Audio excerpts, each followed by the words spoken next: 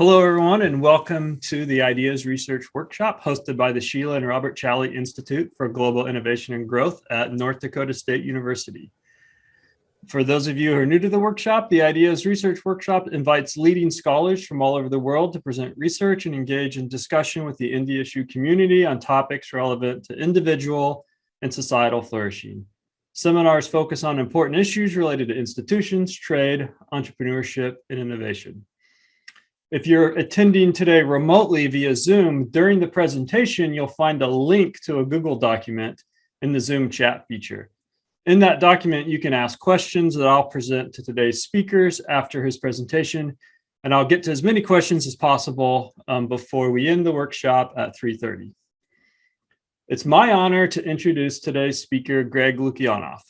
Greg is an attorney, New York Times bestselling author, and the president and CEO of the Foundation for Individual Rights in Education, also known as FIRE. He is the author of Unlearning Liberty, Campus Censorship and the End of American Debate, Freedom from Speech, and FIRE's Guide to Free Speech on Campus. Most recently, he co-authored The Coddling of the American Mind, How Good Intentions and Bad Ideas Are Setting Up a Generation for Failure with Jonathan Haidt. He is also an executive producer of Can We Take a Joke, a feature-length documentary that explores the collision between comedy, censorship, and outrage culture, both on and off campus. He has testified before the U.S. Senate and the House of Representatives about free speech issues on America's college campuses. He received his law degree from Stanford Law School. I had the opportunity to meet Greg, I think it was a few years ago, at the first ever FIRE faculty conference. And at the time, I became aware of many of these issues and concerns that people were having about free speech and academic freedom and viewpoint diversity in higher education, and then also just more broadly in other institutions in our society. So I'm very excited and think it's very timely to have today's speaker, and I will happily turn it over to Greg. Thank you for joining us, Greg. Thank you so much for having me. It's been great working with you guys. It's great to see you again, Clay. I'm really looking forward to traveling again. Definitely, I've gotten in touch with my inner hermit during all this, and I realize that some part of me doesn't entirely want to go back to civilization. But I finally reached the point where I'm itching to at least see some people and maybe have a drink. So anyway, I'm going to move quickly over to the PowerPoint, so you're going to have to look at my ugly mug. And I'm going to try to cover a lot of ground today. And I'm keeping in mind that this is being recorded, potentially for an audience that won't be seeing the slides. So I'm going to try to remember to explain what you're looking at as well. So here we go. Let's see if the share screen part is always the most perilous part. So let's see how that goes. There we go. Should be more than you needed to see, but so the title of my talk is America's Failed 40-Year Experiment with Hate Speech Codes. And what I'm getting at here is that there's a popular misconception, particularly among advocates of hate speech codes, particularly Europeans like Jeremy Waldron, who they seem to think that we haven't ever had these codes here. And I think it's from the history very clear that we have had them. They've been in the United States since the 1980s. Actually, a lot of the European governments that adopted hate speech codes in the late 80s, early 90s, adopted them from proposals coming out of the United States, which sometimes is a surprise to some people. And so just a very quick history on this part. Free speech, was something that was not strongly protected on campus until relatively recently. There was it was the 1950s before the Supreme Court first decided that academic freedom was a meaningful thing in terms of the First Amendment. Then you had the free speech movement, though, starting in 1964 in Berkeley, and free speech became synonymous with higher education after that. And I joke sometimes that there might have been a perfect week in 1977 when the old censorship had ended and before the new censorship had begun. And to be clear, most of history, censorship is the norm. Free speech is actually really quite peculiar. But in the 1980s, in response to legitimate concerns about tolerance and inclusion and bigotry, there was a movement against free speech led by academics, also including at my alma mater, Stanford Law School. And it happened really quite quickly, and they started to put these codes into practice on campus. And I'm here to tell you that they're still in place. A lot of them have been defeated in court, but nonetheless, I think that but the campuses have tried different versions of them for 40 years, and they don't work out quite like the proponents of hate speech codes expected them to, but very much like a First Amendment proponent would expect them to. We believe in free speech, not least of which because we know that now it doesn't matter what your intentions are for a restriction on free speech. It's actually completely irrelevant. It will get used for the interests of power, which brings me to my very short history of the world. How do we handle dissenters in history? And this is a really important question because it is fairly uniform. We make them drink hemlock like Socrates. We burn them at the stake like Giordano Bruno in 1600 for speculating about life on other planets. I've always thought it was kind of remarkable that one of the great martyrs to science was also arguably the world's first Trekkie. And of course, people like Jesus, but many, many others who were executed for what was considered sedition. That's one thing that scholars took a long time to figure out, that crucifixion was the primary way of getting at people who were considered to be against the Roman state. And to be clear, execution was, of course, if other things had failed. So ways that we dealt with dissenters prior to that, what normally was threat of violence more often than actual violence, ostracism, social pressure, kicking people out of your community. But we weren't really designed to be that open to new ideas. Conformity and tribalism is very much part of our species. I work a lot with social psychologists, and this is something that comes through very brightly. There was an author once who said, in the ancestral environment, the only time you saw someone you really disagreed with was at the point of a spear. So, and outside of the US, we can still see all of this in action. And what you're looking at now is a picture of Glenn Greenewald. Was brought up in charges by the Brazilian government for anything from sedition to sharing secrets. In the middle is the doctor in China, one of the ones who was the first ones to blow the whistle on COVID. And he died after being reprimanded and arrested for telling the world about the deadly disease. He died of the disease. Below that is Professoriate in my ancestral country of Russia that was arrested for blasphemy. And next to, on the other side, are two secular bloggers who are, I think both are currently in jail in Islamic theocracies for blasphemy. So this kind of thinking is still alive and well in the rest of the world. Indeed, I'd say it's still the dominant paradigm. And America remains quite weird for protecting free speech so strongly. So this is one of the reasons why I really get frustrated when people try to figure out, is free speech liberal or conservative? It just strikes me as such a dumb question, to be frank. Because it's not conservative or liberal. It is an eternally radical idea. Why? Because it's opposed in every generation. And usually the opponents win. A radical idea is one that really makes people uncomfortable at every stage in human history. And free speech is one of those ideas. You can see that it was the same when I was a kid, certainly going on right now. Although I think that to a degree, censorship is winning the public relations war at the moment. So free speech is the eternally radical idea. This idea is so important to me, I named my blog after it. So misunderstanding of free speech, the way I think this is taught in K through 12 and in higher education is as if free speech is only the argument of the bully, the bigot, and the robber baron. And this is just as a fundamental misunderstanding of human history. And it really kind of misunderstands the dynamics of democracy. So the robber baron, the rich and the powerful, the idea that free speech is the argument of the rich and the powerful is always kind of laughable, because historically, with very few exceptions, the rich and the powerful are protected by being rich and powerful. I mean, it's not a coincidence that kings went to the merchant class to ask for money and then had to give them parliaments and dumas. The rich do pretty much okay, maybe not in communist countries, but overall, the rich and the powerful don't need free speech to protect them. And the bully and the bigot a lot of times are presented as if the sort of chauvinism of the majority. And once we have democracies, if you have the vote, then you're protected. If your bullying or bigoted belief is what the majority of the population believes, but you have 51% of the vote, that's the law. And that's one of the reasons why. And when James Madison was asking, should we really have a Bill of Rights? He was saying, who are we protecting ourselves from? Ourselves? And he asked this almost rhetorically. But the answer was yes, that essentially we didn't want to be in a situation where every 4 years the new 51% gets to repress the old 51%. The idea was to break off the wheel entirely.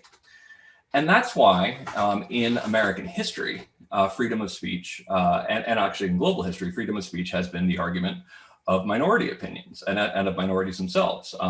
Here I'm presenting Ida B. Wells. She was a leading advocate against lynching in the United States when no other publication would cover how serious this was. She set up her own publication called Free Speech, and she's a genuine journalistic hero. And this is before the First Amendment was interpreted to be very strongly. In the middle is John Lewis. He lived very close to me in DC. I had the honor of meeting him. He was one of the true great champions of free speech. And as he says, the civil rights movement without freedom of speech would have been a bird without wings. It is not a weird coincidence that the civil rights movement, the gay rights movement, and the women's rights movement started around the late 50s, early 60s, because that's when the First Amendment started being interpreted in a strong way. These things went hand in hand. To be clear, there were attempts to have things like the civil rights movement and the women's rights movement way before the 50s and 60s. But what did they have? They didn't have the right to march. They didn't have freedom of speech strongly protected. And why it took so long for the First Amendment to be strongly interpreted is a long story, but it really was only about 1925 that it was considered to apply to the states at all. And then it only became strong after the Second Red Scare, after 1951, thereabouts. Also Nelson Mandela, also of course Frederick Douglass, one of the greatest champions of free speech in American history. I also have a picture of Frank Kameny, one of the true heroes of the gay rights movement and also one of the true heroes of free speech, and Mahatma Gandhi, who wrote pamphlets about the importance of freedom of the press for his movement and for the movement of all underrepresented voices. So diverse societies and freedom of speech. When your views are unpopular, you tend to see free speech as your ally. If you are a minority opinion, or you're unpopular with the majority. When your moral views are strongly held, highly specific and dominant, you tend to see free speech as a threat or a problem to be solved. And this explains one of the reasons why we've seen the anti-free speech arguments become so strong on campus and in K through 12. The banning of hate speech, the failed 4-year experiment, the attempts to ban hate speech on campus have led to unconstitutional codes, losing lawsuits, abuses of even nominally protected students, conflation of opinions with violence, bad mental health outcomes, distrust of higher education, and what I will argue it underpinned what has now come to be known somewhat controversially as cancel culture. So the flip that we've seen happen on campus is in part because when you have a situation where there is genuine agreement or general agreement about what propriety is, what the dominant opinions are, as you have on campus, you have supermajorities on a lot of campuses, and then that's when free speech starts to actually look like a threat. So to put some meat on the bones here, I'm going to talk about my nearly 20 years this October working on free speech on campus. So I'm going to talk about 7 trends that threaten free speech on campus. So one of them is, of course, what was once known as political correctness.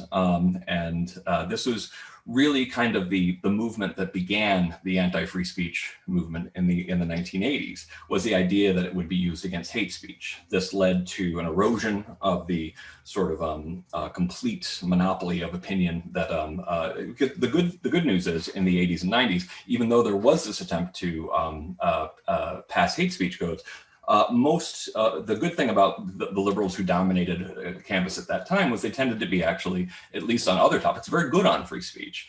But that got eroded by this, by the movement for hate speech codes. And it has had some really ironic effects for the advocates of hate speech codes, not so much for the people who saw this coming a million miles away.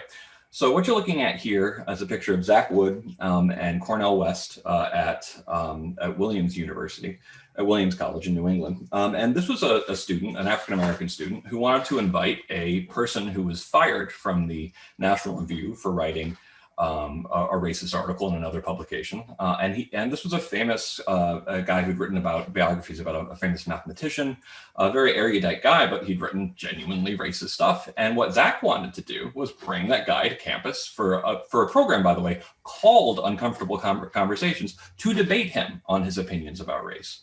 Zach was forbidden from doing this by the, also yes, white president of Williams, who didn't want that person to even set foot on campus. And that's a real shame, because I believe that Zach would have sent this author into a backpedal about what he'd been saying. And I think it would have actually been an interesting argument that I think might have even got some apologies. But he wasn't allowed to have it because of the idea of hate speech.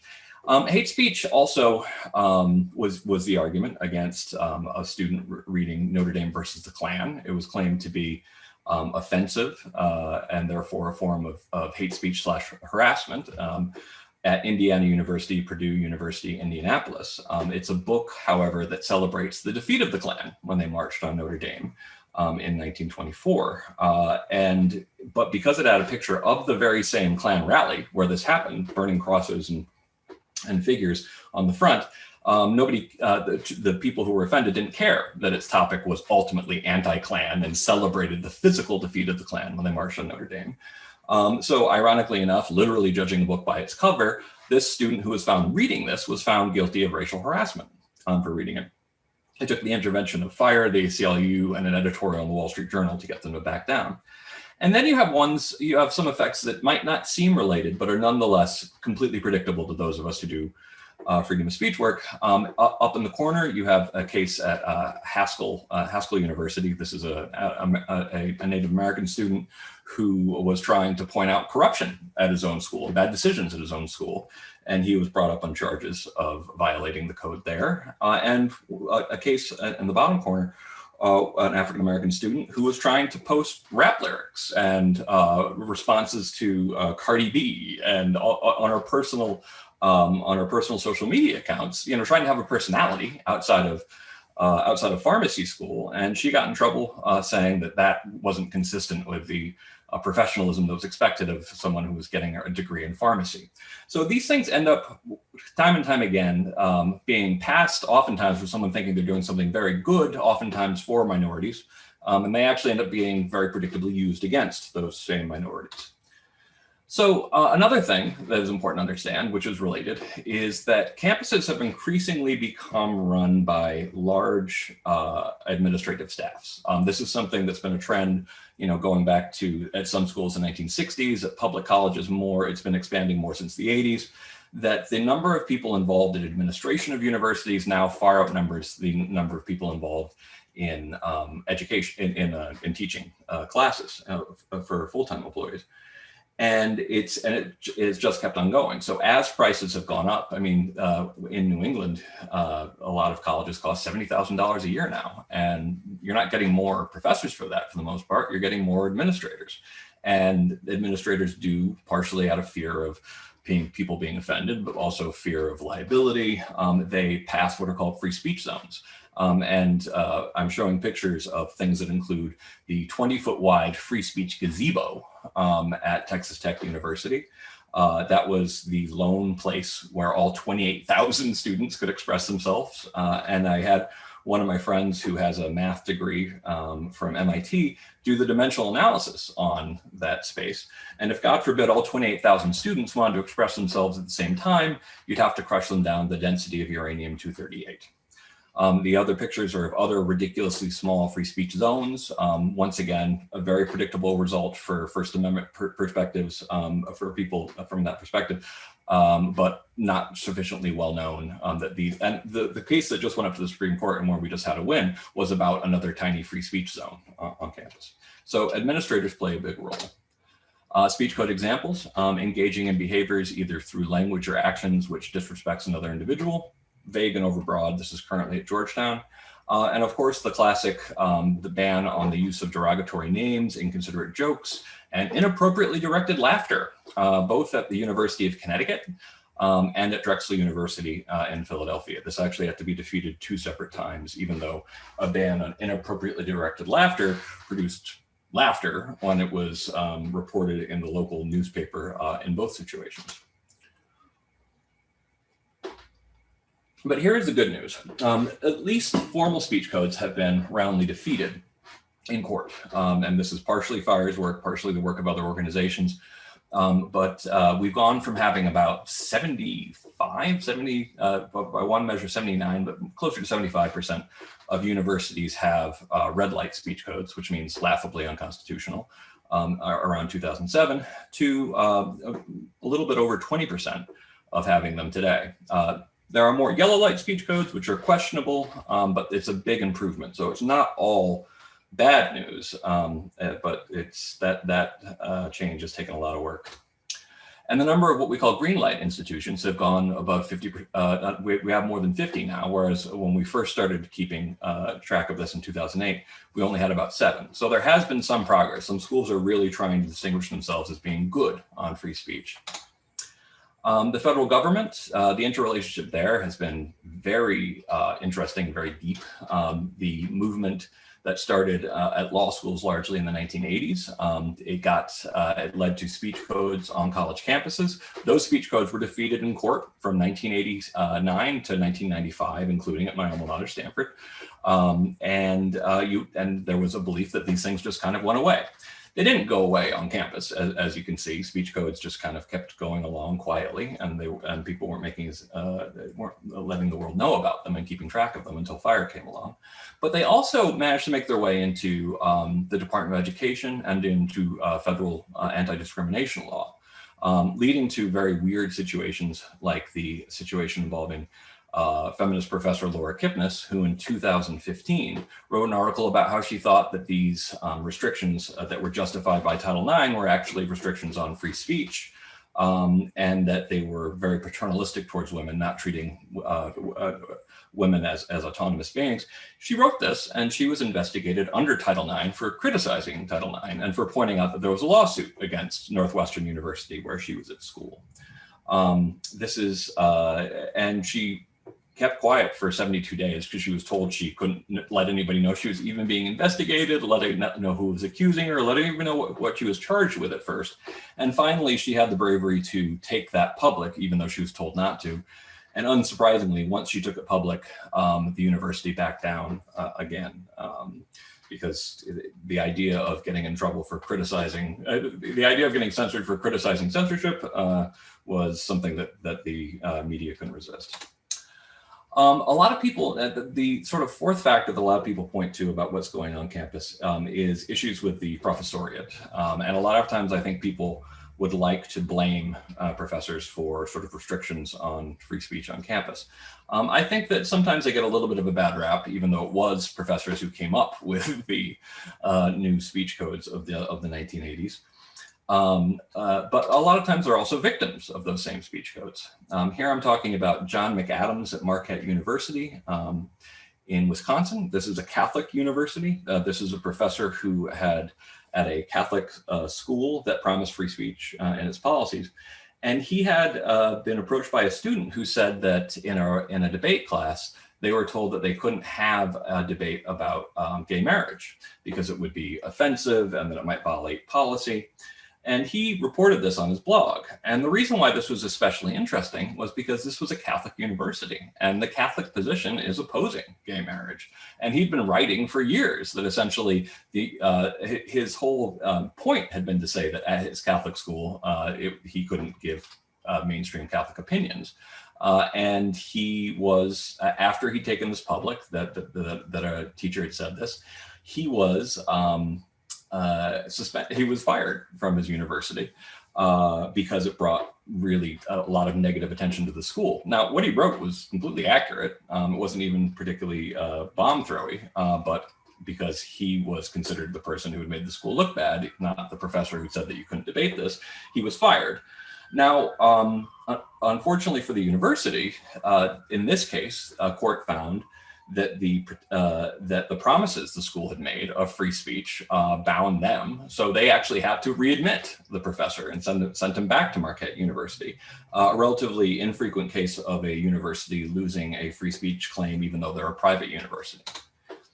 And of course, at Rutgers, you have situations like 2018 involving Jim Livingston. This was a professor who complained about white people in his neighborhood of Harlem, New York. He's a white professor himself, but he's complaining about white people and how obnoxious they are and how they're ruining the neighborhood. And he was brought up on discrimination / hate speech code violation. We got involved in that one. The university backed down after there was some public attention brought to it. So the trend that has upset me the most is what I call is what I'm numbering as trend number 5, which is student illiberalism. And this is illiberalism, to be clear.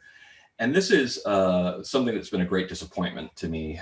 When I started in this line of work in 2001, the best constituency for free speech on campus absolutely were students themselves.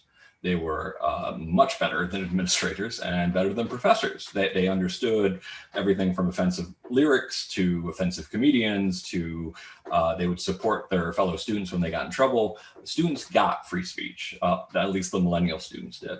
And I kind of took that dynamic for granted. And I would talk about this on any show that I went on.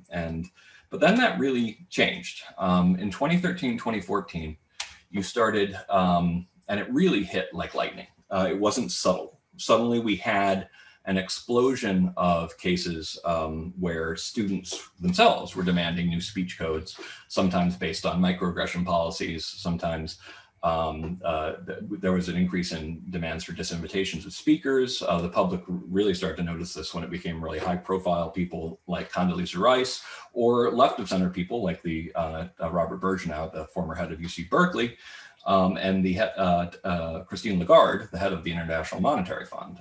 So something changed pretty dramatically. And what was most interesting to me from an intellectual perspective was just that they were grounding those justifications in a sort of medicalized mental health framework. So, and it started to get worse around 2014, and then there were lulls one year and then hotter another year. And the worst it got was after the election of Trump. We saw separate violent incidents all around the country in 2017, including the riots at Berkeley involving about Milo Yiannopoulos, a sort of conservative bomb thrower. But you don't have to approve of Milo, and I don't think many people do. But the scale of the violence was something I was not fully prepared for when we went in to investigate it for our book. It was much worse than I thought. And the people who got hurt, for the most part, were reporters and students, innocent people who were there at the time. And I think it was something like $500,000 worth of damage in addition. There's also Allison Stanger, a very nice professor who I've met many times. She's a left of center professor, but she was badly injured defending Charles Murray, who she was there to debate at Middlebury University in the spring of 2017. She got permanently injured by that. We also have Heather McDonald. Students tried to shut down her talk at Claremont McKenna in California by blocking all the entrances, so people literally couldn't get into it.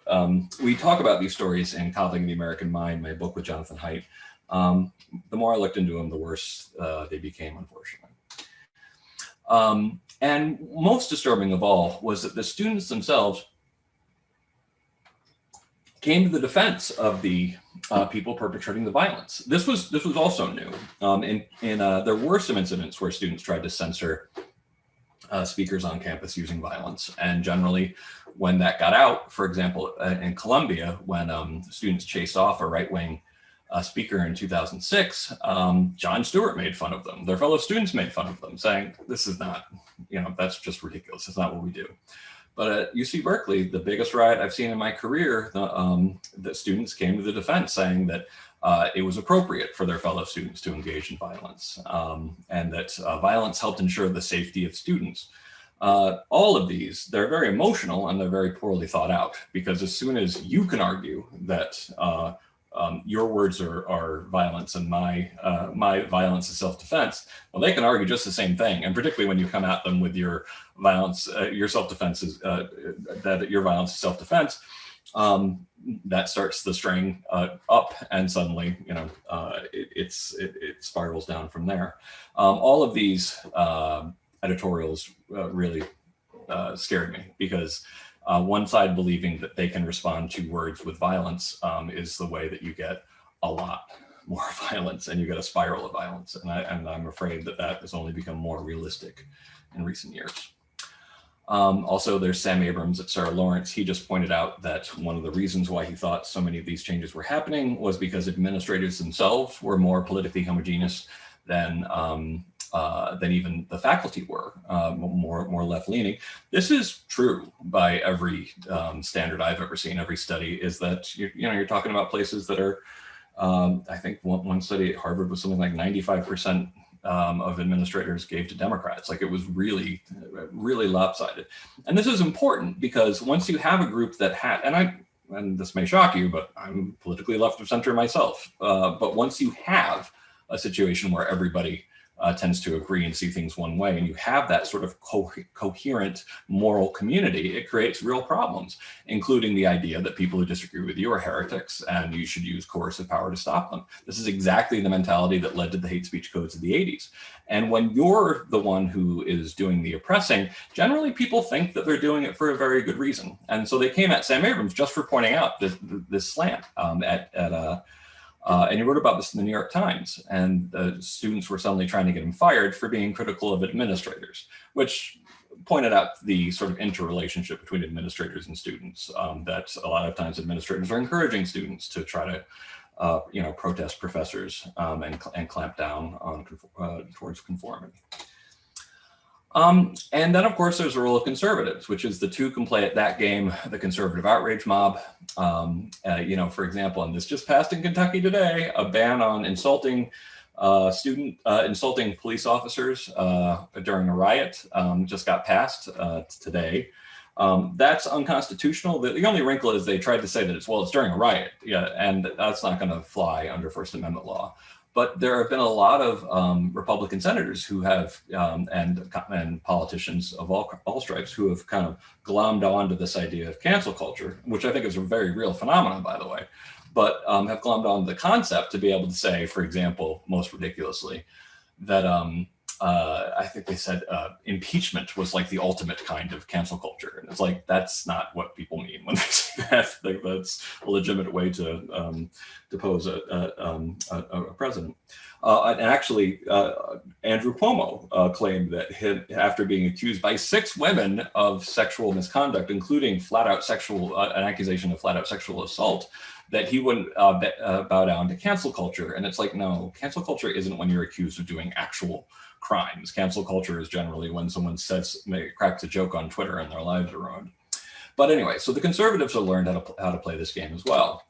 And this is what happened at Babson College. This is a professor who is still fired, and I'm still angry about this. This is a left-leaning professor at Babson College in Massachusetts. He cracked a joke saying after Trump had said that he'd be willing to hit cultural sites in Iran, he wrote a tweet saying, in retaliation, Ayatollah Khomeini should tweet a list of 52 sites of beloved American cultural heritage that he would bomb, maybe the Mall of America or the Kardashian residence. As soon as you start cracking jokes about the Kardashian residence, it's really clear that you're not serious. But this professor was fired. The university really tried to pretend like, oh, well, this guy's working in cahoots with the Iranian government to attack the U.S., which is ludicrous, but nonetheless worked when the conservative media got a hold of this. So I think that of the different motivations for freedom of speech, one of the lowest is that, well, it could be my guy too. I think you should care about even when it's not someone that votes for the same person as you. But at the same time, predictably, it will also sometimes be your guy too. And here's something that's really important to emphasize. This is all happening at the same time. It's not as if the administrative stuff went to one side or the stuff related to compliance to federal law went to one side. All of these factors are working at the same time. And that's the Bret Weinstein case at Evergreen State University. I'm sure you've already heard of that, but if you haven't, please read Coddling the American Mind. It is an odyssey, and it involves a sort of cancel culture situation, a relatively minor dust up that turned into a violent clash that turned into conservatives getting involved with threats coming from them. It really is sort of like the literal textbook example of a university in crisis once it gives up on free speech. So trend number 7, cancel culture. This is Tatiana McGrath. She is a fictional character on Twitter, but who tends to be pretty good at picking up on these trends. And this is the tweet. Cancel culture is a myth invented by fascists. If you see anyone disagreeing with this statement, please send me their name, Twitter handle, address, and employment details. I'll do the rest. It's a joke about how essentially the very same people who say cancel culture isn't a thing, which is kind of a ridiculous position to have at this point, are the ones who often enforce it. So what is cancel culture? Cancel culture is the social media area of expression of an ancient desire for conformity. It's an ideologically driven efforts to get rid of individuals fired or otherwise cast out of acceptable society for non-conforming speech or actions. It is a pervasive social media means that things that might have been previously been ignored are now potentially successful efforts to ruin lives. And cancel culture arose from campus call-out culture. That is something that we, at first we were seeing high school call-out culture, then we're seeing campus call-out culture, and now we're seeing in the larger culture, you have to be extremely careful about what you say. And even sometimes stuff that you say in good faith that shouldn't be offensive gets interpreted that way. I saw this starting around 2014, as I mentioned before. We made a movie called Can We Take a Joke, talking about some of the early expressions of this, about people getting their careers ruined for even jokes that they thought were appropriately woke, but were in some cases misunderstood on Twitter. So characteristics of cancellations, the conflation of expression of opinion with physical violence, the use of ad hominem rhetorical tactics, the elimination of concern for the intent of targeted speech, a high reliance on guilt by association and theories of moral purity and pollution, and appeals to authority to punish or remove the targeted speaker, also known as moral dependency. And all of these characteristics that you see listed here are things that came out of some of the regimes for banning hate speech, that bias-related incident programs, or to that, even though very well intended, some of the anti-bullying programs that were put in place after the Columbine massacre in 2001, but that really took off after a series of high-profile suicides in 2010, they had elements where it was essentially, if people are being offensive to each other, report it to an adult in this case, and they would handle the rest. And while I'm very much for, I don't believe people have to be anywhere near as cruel as they were when I was a kid. There was a lot more, frankly, physical violence, and that didn't need to be tolerated. I got, basically my way of saying, I got hit a lot. Because I was a weird little kid.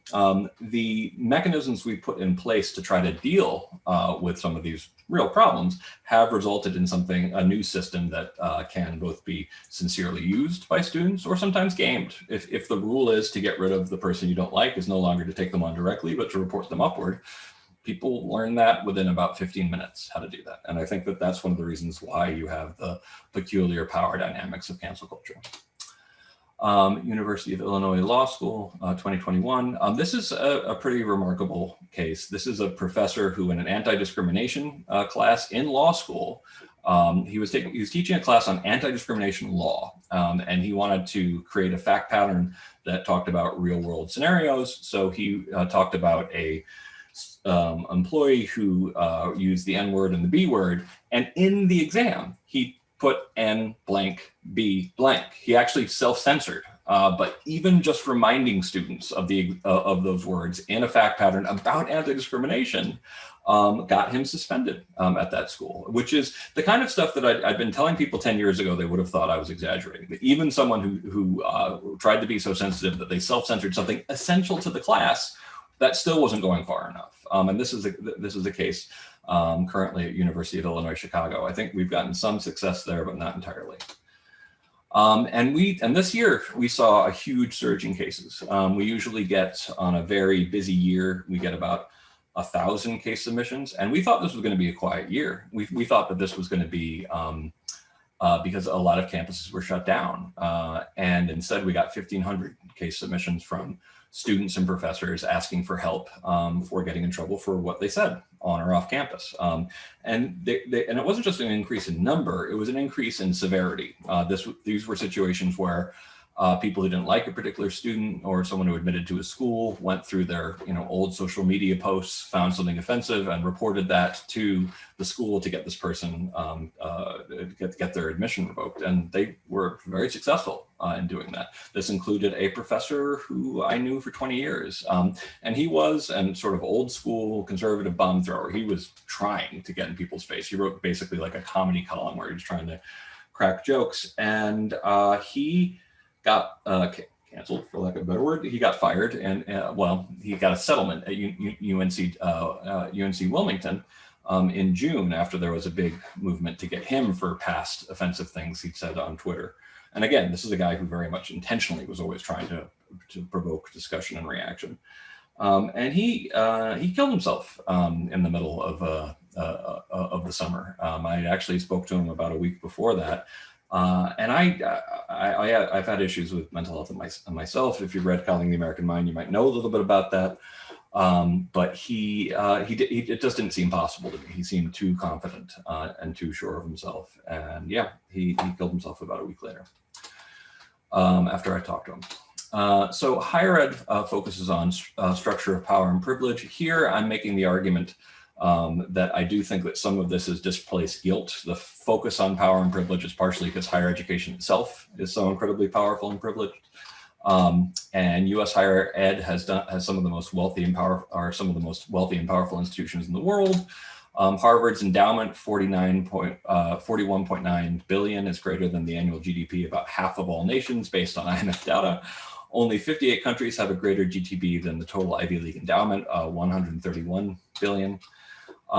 Estimated revenue by industry in billions. As you can see, higher ed places higher than the Department of Defense budget, electricity, software, aviation, soft drinks, and only below media and entertainment, Hollywood and then some, and restaurants. So it's big business, and it would like you to point the finger some other place. So since I'm explaining this partially for the recording, I had to go a little bit slower than I usually do. So I'm just going to briefly mention my book, Coddling the American Mind. Basically, the premise there was that we're teaching a generation of students the habits of anxious and depressed people. They're the same logic that people are using to shut down speakers. And I think that this is taking a mental toll. These are cognitive distortions that I think are involved in anxiety and depression, but that I believe we're actually positively teaching students to engage in. These include things like emotional reasoning, overgeneralization, catastrophizing, that sort of stuff. And we all do them, but anxious and depressed people do them more. And we seem to be saying everyone should do these more, which is just not good for mental health. And the mental health consequences are clear. It's not totally 100% clear that our theory that this is all due to cognitive distortions, but our theory in 2015 that this would wreak havoc on mental health has definitely, unfortunately, come out to be true. Depression rates have skyrocketed among 12 to 17-year-olds. Suicides per 100,000 for 15 to 19-year-olds have gone way up. Most tragically, suicides per 100,000 for 10 to 14-year-olds have gone way up. Very sad, scary stuff. And this is why what we say in the book is it's as if we are giving a generation of people, of citizens, the worst possible advice. One we call the untruth of fragility. What doesn't kill you makes you stronger, or makes you weaker. An inversion of Nietzsche's idea, the untruth of emotional reasoning. Always trust your feelings. Sounds nice, but any wisdom tradition or anyone who's really trying to help you will tell you that you shouldn't always listen to your feelings. And the untruth of us versus them, leading people to believe that life is a battle between good people and evil people. For most of my life, the idea was to teach people that things are more complicated than that, and they are. That also happens to be true. If you see the world as just you versus evil people, that might be a problem with you. The true purpose of free speech, knowing the world as it is. Very simply, I believe in free speech for more than any other reason, for the fact that free speech is how you know what people really think. You can't really understand the world unless you know what people really think and why. And the idea that we think we're better off for not knowing what people really think, or safer for that matter, for not knowing what people really think, is utter catastrophic foolishness. So my homework, before I get to questions, this is a joke. Someone put up a slide of me assigning homework in one of my talks, saying, oh, I can't believe he's assigning homework to people who attend his speech. It's like, it's not really homework. But anyway, even if you think hate speech is not or should not be protected speech, please pay attention to who gets in trouble on campus. These cases often do not look like the stereotypes. And I mean this seriously. Even if you think hate speech should be banned, please look at the actual cases. The people getting in trouble oftentimes are the poorer students or the minority students. And what are they using? They're using the mechanism created by the push for hate speech laws, and they're using it against the people they're there to protect very often. And they're always using them against minority opinions. So reforms, dump speech codes, adopt the Chicago Statement, encourage epistemic humility, just the truth that you don't, in the grand scheme of things, none of us knows all that much. Teach students about academic freedom and free speech during freshman orientation.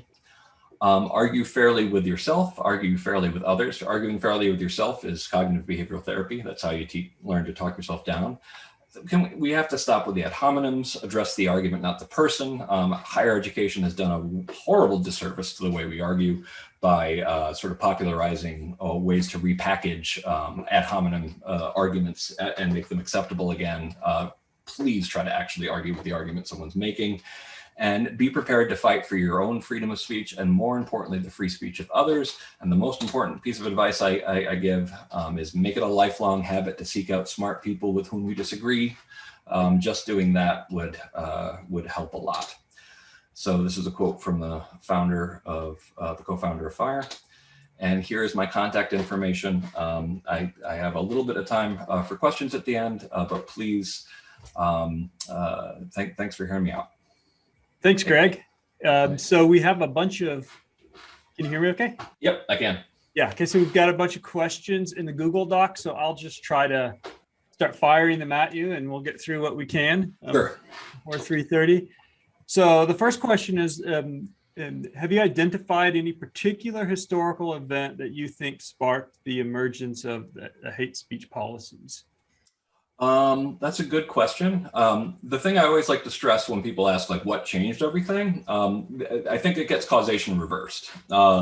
Punishing free speech is the norm. Punishing, people don't even know this one, for example.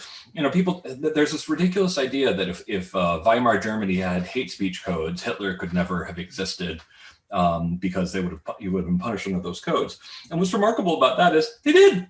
The Nazis went to jail for saying anti-Semitic things. They were constantly trying to clamp down on Hitler's free speech. And he wrote about this, just like, people will today, saying, look at me, I'm so dangerous that they have to silence me. And actually, he used that as a propaganda ploy because they were trying to shut it down as hate speech.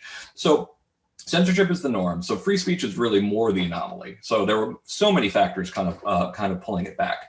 But I do think as universities got more diverse in the 1980s, as larger swaths of the population got to higher education, there was conflict. There was conflict around things like affirmative action, for example, in the 1980s.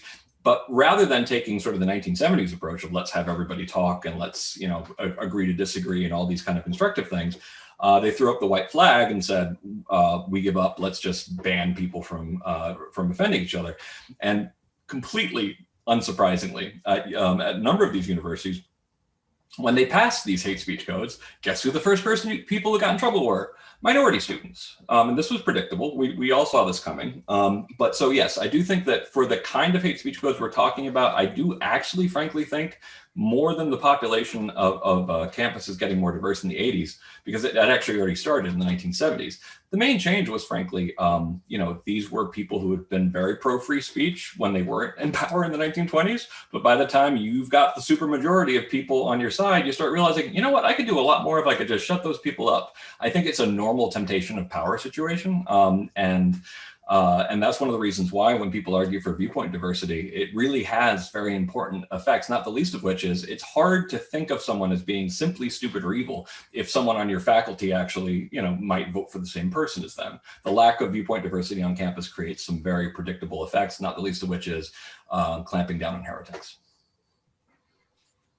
Yeah, no, that's an important point. And you actually took off another question on the list that was asking about the viewpoint diversity. Oh, funny. Oh, yeah. Viewpoint diversity. Okay, I thought maybe about the Nazis. Yeah, that's a funny one because like I had objected to that argument being like, okay, you're saying that if the Weimar government had more control over speech, like, but they also voted, like 1/3 of them voted for Nazis. Who do you think would be enforcing those laws? But then eventually discovering that they did have those laws and actual Nazis went to jail for them. It was like, not only would they have misused them, they did have them. Yeah. No, the power dynamic is always interesting, as you know. So this is a very timely one. You hear a lot about this in the news. Mm-hmm. What do you think the role of big tech in hate speech policies, and what can be done about the monopolistic power to regulate speech with community standards? Yeah, the fact that, and this is something that wasn't really lost on anybody who was paying attention to it, that when the public square, what we rely on the public square, is entirely privately owned, you are leaving your free speech up to sort of the whims of the market. And that actually works pretty well for free speech in a lot of circumstances, particularly when there's a strong popular social value placed on free speech. Then you have a societal norm of saying, I expect to be able to speak my mind here. And then you have the business interest coinciding, where essentially the business interest is, well, we want as many customers as we can get. And really all we're doing is upholding social norms. When those two things start to come into tension is when you end up in a situation like we have now. So if there was universal appreciation for free speech and companies didn't want to show that they were on the side of the angels, they just wanted good business, you have a better argument for private companies being able to protect free speech. But that's all gone haywire. That essentially there are pressure groups that really want to get social media to clamp down on speech. And of course, there are situations that that have led to some justification for that. I live on Capitol Hill. The Capitol's like right there, and I was here for the insurrection, and it was scary. So I get really mad when conservatives try to like downplay how serious it was. It was scary as all get out. And now of course I think we've overreacted to it. There's fences and razor wire that prevent me from getting to the Library of Congress, which is a little bit. Overkill.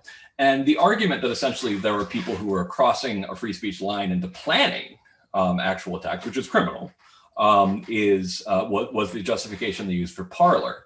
But now that's kind of hard to prove because they took Parler off, and it's hard to know like how much of it are you talking about, what percentage of it was being used. So we're in a fix, and I am, there is no easy solution for it. I am worried that in some cases the disease will be the cure will be worse than the disease. The conservatives seem to think that getting rid of 230, Section 230, which decreases liability for people who run internet service providers, that getting rid of that somehow will work out well for conservatives. And I think that's nuts. I think that if 230 didn't exist, I think that actually some of the first people to suffer would actually be conservatives, but really anybody with a mildly risky opinion. And to be frank, I'm not totally sure of what the smartest way out of here is, other than better norms about how we handle things like Twitter and that kind of stuff. I think that right now we are in an anarchical period, Martin Gurry's fifth wave, that essentially we're kind of like 20 years out from the printing press. Like things have just changed a lot, and more than we can eat societies and brains can even keep up with. And it's gonna be crazy for a bit as we figure out how do we actually use something that, rather than bringing 50 informed opinions on an argument, can bring 5 billion or 500 million against it. It's a very hard thing to figure out. So there's no wonder that it's bringing up increasingly difficult questions. I do think that it would be nice to have some forums that tried to model kind of like the best of discourse. I think that, and this is limited as well. I think that in some cases, Anonymity plays a role for allowing for bots and for disinformation and that kind of stuff. And if you have to protect your own reputation, people do tend to behave better. However, of course, the more you make it likely that you're going to get kicked out of your school or your job for giving your honest opinion, the more important anonymity becomes. So basically, a long way of saying there are lots of perils to the way we're trying to deal with it. What I would really hope for, though, would be a lot more models, a lot more experimentation in the space. We can't just have Facebook and Twitter. And as far as Facebook and Twitter are concerned, they'd love to be writing the regulations so that they would be kind of de facto considered to be the only two games in town. So sorry, I can't give a conclusive, that's the way you fix it answer, but I do think that more experimentation in the field is really essential. Yeah, no, I agree. These are definitely interesting times. I mean, one thing I've noticed lately, and I'm curious if you have thoughts on this, is the number of journalists who historically, at least, were defenders of, like, big defenders of free speech. The number of journalists who seem increasingly skeptical of free speech or in favor of regulations. Some of it might be turf wars, like, about industry competition with tech companies and bloggers and things like that. But I was just curious I know you focused on college campuses, but I was just curious if you guys have thought about what's going on in journalism. Yeah, we talk quite a bit about how we're going to grow and what new fields do we want to reach out to, because we think there's a lot of work to do in the space of education about free speech and small L liberal ideas. And the problem with journalism is it runs deep, and it is interrelated, though, with higher education. Because, and I noticed this, of course, the New York Times first, because the New York Times tends to take the people who are most in the elite bubble to come work for them. So in 2007, I was writing a piece about a New York Times columnist who was like anti-campus free speech and being like, you're a columnist and you're a former reporter. Like, all of the First Amendment people I know, or at least a substantial portion of us, became really radicalized in this direction from being journalists, from being even just student journalists. So it was really bizarre.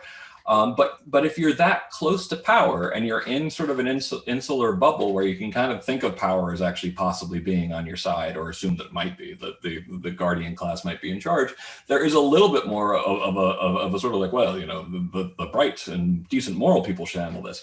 But it does show something very bizarre. It shows a weird insularity. And so I saw this in the New York Times first, but now it's become much more popular. The idea of like journalists against free speech, and I don't think it's just them looking out for their own interests. I don't think it's just they don't want the competition. I think it's just they've been in these insular environments where they're like, well, if the dean at my school was in charge of free speech, then we'd all be fine, which is very parochial.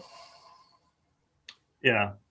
No, you're not giving me a lot of hope here, Greg. Not feeling super hopeful at the moment. We're going to keep fighting, but definitely I just wrote something on Martin Gurry's book, and I talk about Gurry's negation and Gurry's nihilism, about essentially we're at a stage where we have a massive information communications technology that can only really tear down people, institutions, and ideas. And tearing down things can be really useful, but at some point you have to build stuff up too.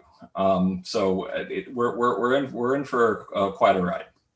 Yeah, no, I mean, that's one of the things that I'm excited about here working at the Challey Institute is because that's definitely our goal. Is it's easy to, of course, and we're all guilty of complaining about problems and thinking about that, but having solutions, building things, creating things, giving people opportunity to do more. Much harder. Is harder, but important. So I do want to get to one at least just one more question, because sure. I hear this a lot. Yeah. So and so I'm curious of how you would respond. Why is it canceling? Which means simply deciding not to spend money on, support, or listen to media produced by someone. Why isn't that also? I apologize for the eye roll, because I'm not showing good decorum on that, but it's just such a formula. Like, hi, I have a straw man argument that basically canceling is just about disliking somebody, or like they make up something about kind of like, actually, if you assume my argument is true, which is actually not, therefore you'll never. So I apologize for kind of making fun of the question a little bit.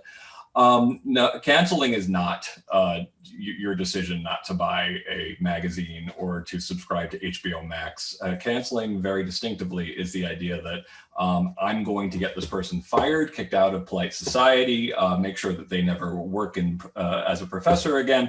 Canceling is something more serious. And I saw that, and it's really funny, like watching this on the front lines in 2014. Bashing people, for their points of view, go for it.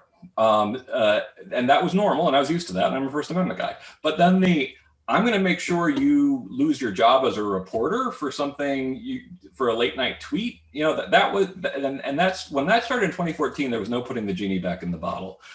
So for a more sort of, since I don't have too much time, for a more in-depth answer to what cancel culture is and what it's not, my friend Jonathan Rausch is coming out with a book called The Constitution of Knowledge. He's one of the smartest people I've ever met. It's coming out this summer, and it really is one of the most thoughtful but also fun to read examinations of what cancel culture is and what it's not. He takes on both the left and the right in the book. I think it will answer lots of questions. Well, because I feel the personal need to end on a positive note. We just talked a second ago about things that building things. What can, and this is a question in here actually as well, what can a university like NDSU do, for instance, to get into the green zone on your list? What's the work with our? That's actually not too hard. You could work with our policy reform team, and that usually what's keeping people from being in the green on our green list is just a couple of policies that they have that are too easy to abuse to stop free speech. Now, if you really want to become a model, having a free speech orientation, because that's the thing, is like one thing I am pretty frustrated with is that people can really bash younger people for not understanding free speech when nobody's actually explained it to them. And it is a profound concept. Free inquiry is a profound concept based on the idea on what's been popularized as the discovery of ignorance, that when we really, really discovered that it is true, that in the grand scheme of things, we don't know that much, is a very profound realization. So, for me, having a free speech orientation would be huge. Adopting the Chicago Statement and getting rid of policies is the way to be an exemplar for all their schools around the country. And and when it comes to really meaning it, going even beyond what will get you to the green, going to one that you can really point to people to who's doing it right.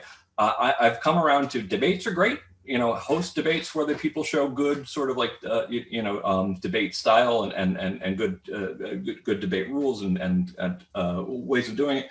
But also listening programs, just like really having people there to be like, and not just celebrities, like having people from different parts of the country, different parts of the world, just hearing where people are coming from without the idea that you're going to change their mind. And that's something that I think is much more with people putting their scholar hats on, to be genuinely curious about why people disagree with them, or what people actually look like in that part of the world that people dismiss or look down on, or for that matter, what everybody, somebody who is really thinking. Yeah, no, that's great. That's good ambition. Maybe we can do that here at the Challey Institute. Try to do some kind of free speech orientation for students, because I totally agree with that. I mean, you can't blame young people if you don't, no one's ever taught them that. And model those ideas and values and behaviors. So that's a good goal to work towards. So I won't hold you any longer. Thank you so much for taking time. I know you're a very busy man, so we very much appreciate you sharing your time with us. It was a privilege to have you, and we look forward to seeing. And I look forward personally to seeing you maybe soon in Chicago or one of the fire events when we can get back out. I got my vaccine today, so. Oh, I'm super jealous. I feel like it's not going to be a while for me. But maybe things are speeding up. But my goal is to start traveling a lot in the fall. Yeah. I hope so too. I'm ready for it. Yeah. Great chat with you, Clay. Right, Thanks, everybody. Thanks.